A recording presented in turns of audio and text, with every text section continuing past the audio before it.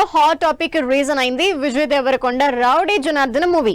ఇందులో rowdy hero make over కన్నా glimpse లో మేకర్స్ వాడిన బీప్ డైలాగే హైలైట్ అయింది. దీంతో మాస్ అంటే బూతులు ఉండాల్సిందేనా?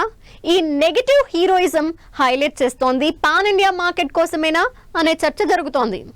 ఆడియన్స్ డిస్కషన్స్ కి హాట్ టాపిక్ అయింది విజయ్ దేవరకొండ రౌడీ జనార్దన సినిమా.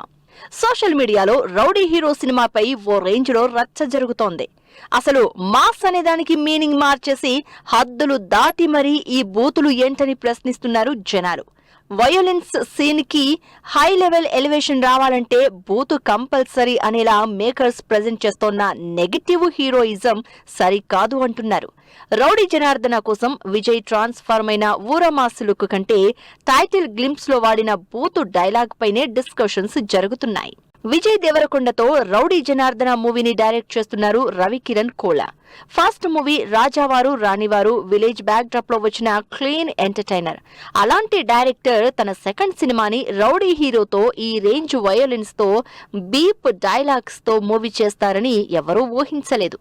ఇక సినిమాని ప్రొడ్యూస్ చేస్తోన్న దిల్ రాజు కూడా ట్రెండ్ ని ఫాలో అవుతూ సినిమాలు చేస్తాను అని కామెంట్ చేయడం అందరికీ షాక్ ఇస్తోంది. ఇదంతా చూస్తోన్న జనాలు బీప్ డైలాగ్స్ ని హైలైట్ చేయడమే పనిగా మేకర్స్ సినిమాలు చేస్తున్నారని మాట్లాడుకుంటున్నారు. రౌడీ జనార్దన సినిమా మాత్రమే కాదు, ది పారడైజ్ సినిమాతో నానికి ఆడియన్స్ నుంచి ఇదే సిచ్యువేషన్ ఎదురైంది.